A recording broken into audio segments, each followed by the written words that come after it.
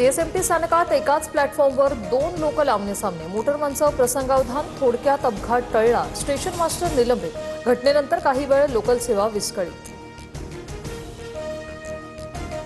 महिला आरक्षण विधेयकावरून मुंबईत भाजपचा मविया विरोधात मोर्चा. डिलिमिटेशन विधेयक नामंजूर झाल्यानंतर निषेध व्यक्त. वरळीतील जांभोरी मैदान ते वरळी डोंगपर्यंत मोर्चा सुरू. विरोधक सिरियल लायर. लोकसभा राज्यसभेत महिला आरक्षण मिळत नाही तोवर झोपू देणार नाही. भाजपच्या युवा शक्ती जागर मोर्चातून मुख्यमंत्री फडणवीसांचा हल्लाबोल. महिला आरक्षणाच्या आडून सरकार देशाचे तुकडे पाडणार होते, मात्र विरोधकांनी सत्ताधाऱ्यांचं कुंभाड फोडलं. नारी शक्ती वंदन विधेयकावरून उद्धव ठाकरे यांचा एनडीएवर निशाणा. मी संघर्ष योद्ध्याची सहचारिणी. येसुबाई जशा लढल्या तशी लढेल. बारामतीची जनता पाठीशी असेपर्यंत खचणार नाही, मागे हटणार नाही. प्रचार सभेतून सुनेत्रा पवारांना विश्वास.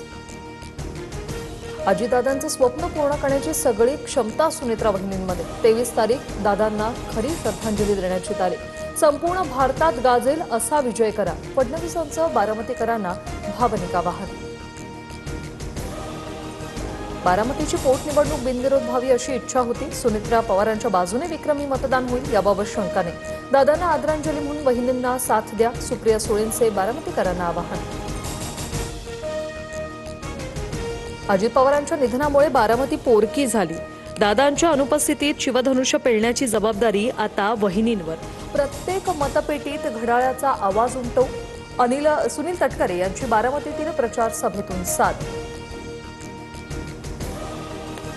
राज्यातील 17 लाख सरकारी कर्मचारी बेमुदत संपावर. शाळा, रुग्णालय, शासकीय कार्यालयातील कामकाज ठप्प. पेन्शन आणि रिक्त जागांच्या मुद्द्यावरून यंत्रणा कोलमडली. अल निनोमुळे खरीप हंगामात 5 लाख हेक्टर क्षेत्रावरील पेरणीत घट. कृषी मंत्री दत्ता भरणेंची माहिती. अल निनोमुळे पर्जन्यमान कमी होण्याचा अंदाज.